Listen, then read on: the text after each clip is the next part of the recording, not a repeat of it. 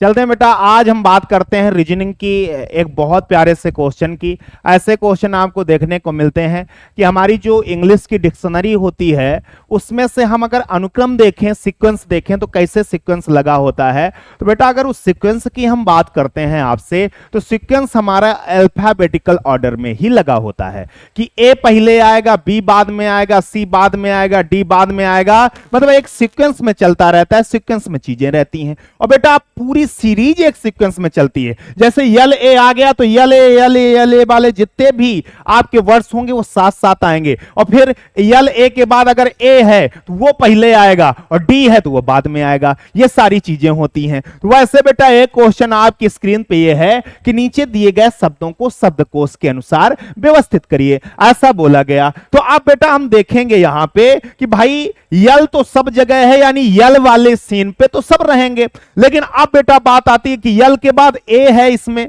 और यल के बाद यहां ए है और किसी में ए पहले नहीं आया, और ए बी सी डी में हमारा ए पहले आता है, तो हम पहले इन्हीं दोनों को देख लेते हैं। यल ए एन तक कोई गैप नहीं था। अब बेटा देखो यहां जी आ गया और यहां डी आ गया, तो बताओ ए बी सी डी में आपकी इंग्लिश अल्फाबेट में डी पहले आता है कि जी पहले आता है? बोले सर डी पहले आता है। तो बेटा पहले नंबर पे ये आएगा, फिर सेकंड नंबर पे ये आएगा। ठीक बेटा, तो पहले 5 आएगा फिर 1 आएगा। 5 1 वाले दो ऑप्शन हैं, ये दो ऑप्शन खत्म हो गए। बोले अच्छा। अब बेटा देखो, अब देखे यल आई क्योंकि आई के बाद यू आता है तो ये तो बाद में रहेगा। अब बेटा यल आई तो ठीक है, लेकिन ई पहले आता है कि टी पहले आता है? बोले सर ई पहले आता है, तो ये बेटा तीसरे नंबर पे रहेगा, तीसरे नंबर पे 3 रहेगा, और ये आपका चौथे नंबर पे रहेगा।